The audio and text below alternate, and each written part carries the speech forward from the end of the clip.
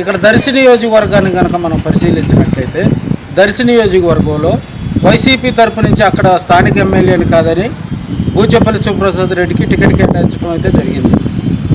అయితే ఇక్కడ తెలుగుదేశం పార్టీ జనసేన ఉమ్మడి అభ్యర్థిగా ఒక కొత్త వ్యక్తిని తీసుకొచ్చే ప్రయత్నం ముందు చేశారు.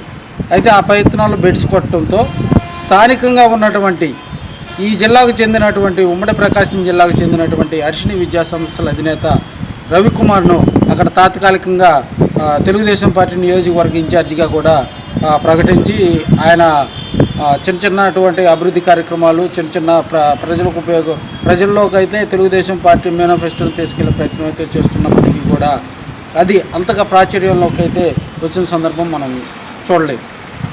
అదేవిధంగా మాగుంట తెలుగుదేశం పార్టీలో చేరటంతో మాగుంట దర్శి నియోజకవర్గం మీద ప్రత్యేక దృష్టి పెట్టి వ్యాపారవేత్త దర్శి నియోజకవర్గంలో గతంలో బూచేపల్లి మీద గెలిచినటువంటి సిద్ధారాఘవరావును మళ్ళీ తెలుగుదేశం పార్టీలోకి చేర్చి దర్శి నియోజకవర్గం నుంచి పోటీ చేయించే ప్రయత్నాలు ముమ్మరంగా చేశాడు. ఒకవైపు దర్శి నియోజకవర్గ టికెట్ సిద్ధాకే కేటాయిస్తారని చెప్పి మొదటి లిస్టులో కూడా చాలామంది ఆశావాహులు ఎదురు చూసినటువంటి సందర్భాలు మనం చూసాం.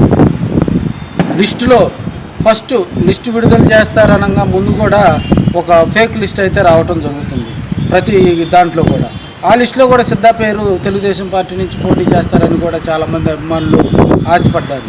కానీ దాన్ని తలకిందులు చేస్తూ మొన్న తెలుగుదేశం పార్టీలో మాగుంట శ్రీనివాసులు రెడ్డి చేరటంతో సిద్ధారాఘవరావు తెలుగుదేశం పార్టీలో చేరకపోవడం, ఒకవేళ సిద్ధారాఘవరావుని జనసేన పార్టీలో చేర్చి బైఫర్కేషన్లో భాగంగా ఆ నియోజకవర్గం జనసేనకు గనక కేటాయించినట్లయితే అక్కడ సిద్ధాను జనసేన నుంచి బరిలో దిప్పేందుకు మాగుంట ప్రయత్నాలు చేస్తున్నారని ఒక రూమర్ అయితే ప్రజల్లోకి వచ్చింది. అయితే సిద్ధారాఘవరావుకి ఉన్నటువంటి పరిచయాలు ఆయనకు ఉన్నటువంటి బిజినెస్ల దృష్ట్యా ఆయన స్తబ్దతగా ఉన్నట్లు మాగుంట అభ్యర్థనను సున్నితంగా తిరస్కరించినట్లు కూడా కొంతమంది రాజకీయ విశ్లేషకులు చెప్తున్నటువంటి అంశం. మొదట్లో సిద్ధ ఒంగోలు అభ్యర్థిగా పోటీ చేయమని అధిష్టానం సీఎం కూడా కబురు పెట్టినప్పటికీ కూడా దాన్ని సున్నితంగా తిరస్కరించడం జరిగింది.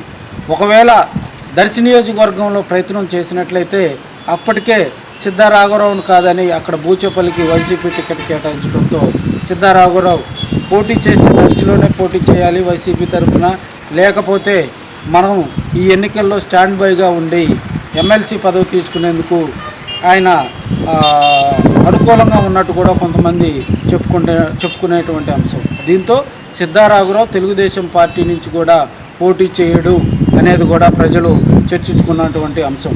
ఎందుకంటే ఇంతవరకు కూడా సిద్ధారాఘవరావు తెలుగుదేశం పార్టీలో కానీ జనసేన పార్టీలో కానీ చేరిన సందర్భాలు లేవు. సో మనం ఇప్పుడు దర్శి నియోజకవర్గంలో జనసేన కానీ తెలుగుదేశం పార్టీ నుంచి కానీ ఒక బలమైన అభ్యర్థిని చంద్రబాబు నాయుడు తీసుకొచ్చేందుకు తెర వెనుక చాలా ప్రయత్నాలు చేస్తున్నారని కూడా ప్రజలు ఇక్కడ ఒంగోలు చుట్టుపక్కల ఉన్నటువంటి రాజకీయ నాయకుల్లో ఒక మంచి నాయకుడిని తీసుకొచ్చి పేరున్నటువంటి నాయకుడిని తీసుకొచ్చి బూచేపల్లి మీద పోటీ చేయించేందుకు చంద్రబాబు నాయుడు విపరీతమైనటువంటి ప్రయత్నాలు చేస్తున్నాడని కూడా చర్చించుకుంటూ ఉన్నారు. ఏదేమైనప్పటికీ కూడా సిద్ధారాఘవరావు నిష్క్రమించడంతో తెలుగుదేశం వైసీపీ కార్యకర్తల్లో కొంత డేలా పడ్డారనేది కూడా మనం తెలుసుకోవాల్సినటువంటి అంశం. ఇదండి సిద్ధారాఘవరావు దర్శి నియోజకవర్గంలో ఎందుకు పోటీ చేయటం లేదనేది కూడా మనం కూలంకుషంగా తెలుసుకున్నటువంటి అంశం.